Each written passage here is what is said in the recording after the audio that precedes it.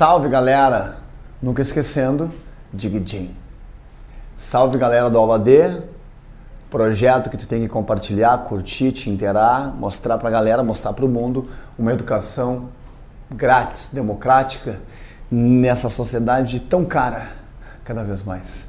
Galera, então hoje convido vocês a iniciar um processo interessante, o processo de independência do Brasil. Sim, aquele pedaço de terra que era uma colônia, que era uma empresa colonial portuguesa, eis que em 1822 vai se emancipar, vai ser uma nação independente. Só que um tanto quanto original, um tanto estranho. A gente vai ver isso aqui nas aulas. E a aula de hoje é 2.1 Brasil Colônia, 2.1.15 Processo de Independência do Brasil, o período joanino, parte 1. Foi? Em primeiro lugar, o que é o período joanino? É o período onde o Brasil esteve diretamente in loco, dominado pelo Dom João, príncipe regente de Portugal. Marcito, tu quer dizer que o príncipe, que a família real portuguesa veio para o Brasil? Sim. Tipo, a metrópole veio morar na colônia. Então a colônia virou metrópole e ao mesmo tempo era colônia e é essa esquizofrenia total. Né? Mais ou menos, olha só. Em primeiro lugar, né? Como assim Dom João e a família real vêm morar no Brasil? Vêm morar na colônia. Vamos entender o contexto histórico, contexto internacional.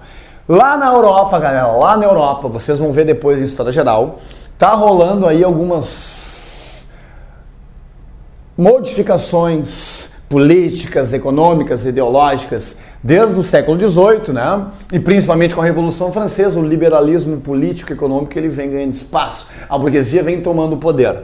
A França, na época, governada por Napoleão Bonaparte desde 1799, ela está crescendo. Napoleão está invadindo territórios, aumentando seu poder, enquanto imperador, Napoleão vai expandindo os ideais burgueses dentro da Europa, certo? Porém, Napoleão fica à sombra da maior potência econômica do mundo, em termos ocidentais, a Inglaterra.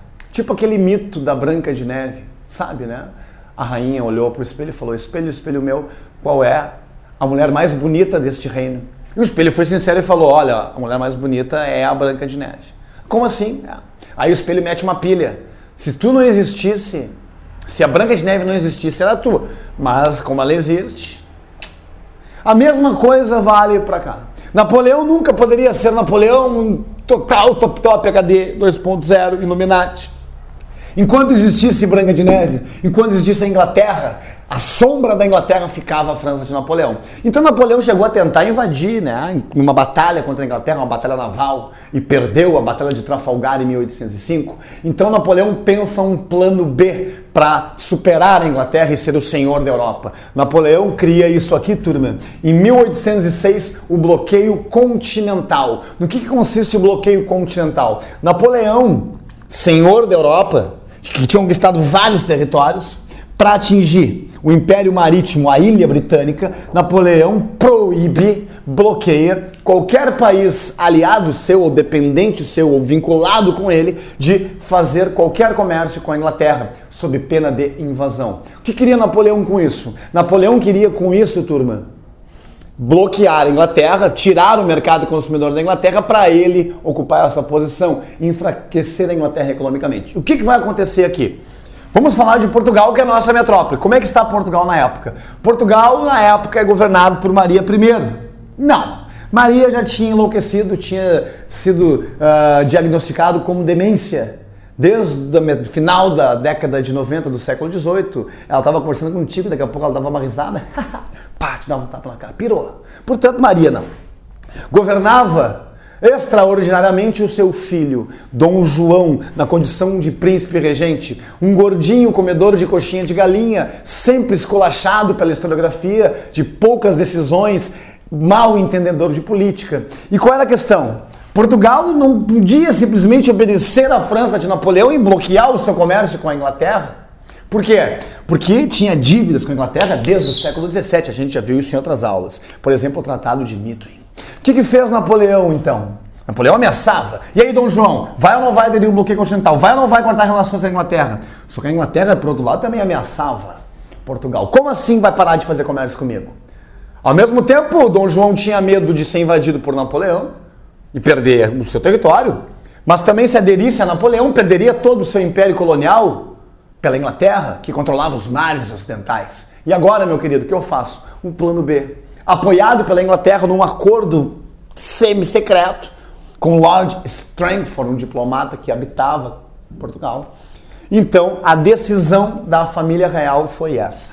A fuga, não é transferência, não é saída. Fuga, pinote. Fugiram para o Brasil. Já era um desejo antigo, desde o final da União Ibérica, Portugal veio morar no Brasil, a colônia mais rica, a colônia que sustentava Portugal. Então Portugal, turma, resolve, né, na madrugada de novembro de 1807, fugir para o Brasil.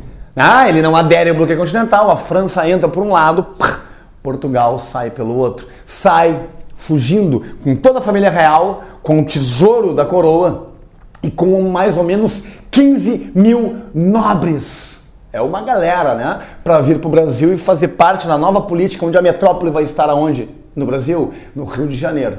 Então, com essa fuga da família real, a gente inaugura um período extremamente diferente na história brasileira, que é o período joanino, a família real no Brasil. Nunca antes um monarca absolutista tinha sequer pisado em uma colônia, sentido o cheiro de uma colônia, pois a família real vem para cá morar sem previsão de volta. E as primeiras transformações são essas. As primeiras transformações são essas aqui, são as mais importantes.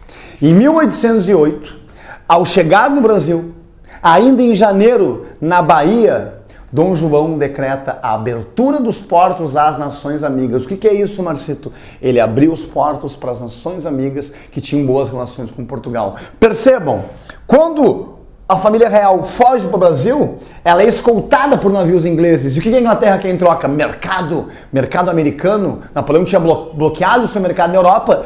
A Inglaterra estava de olho no Brasil há muito tempo. Então, a decisão foi abrir os portos às nações amigas. Para quem, galera? Para a Inglaterra, obviamente. Então, a partir de agora, a partir de 1808, nós temos uma decisão importante, uma transformação importante no Brasil. Do ponto de vista econômico, o ano de 1808 é o início, o pontapé do processo de ruptura de Brasil com Portugal, do ponto de vista político, mas o início do processo de dependência do Brasil com a Inglaterra, do ponto de vista econômico. A abertura dos portos, na prática, coloca o quê, turma? Coloca fim ao famoso pacto colonial.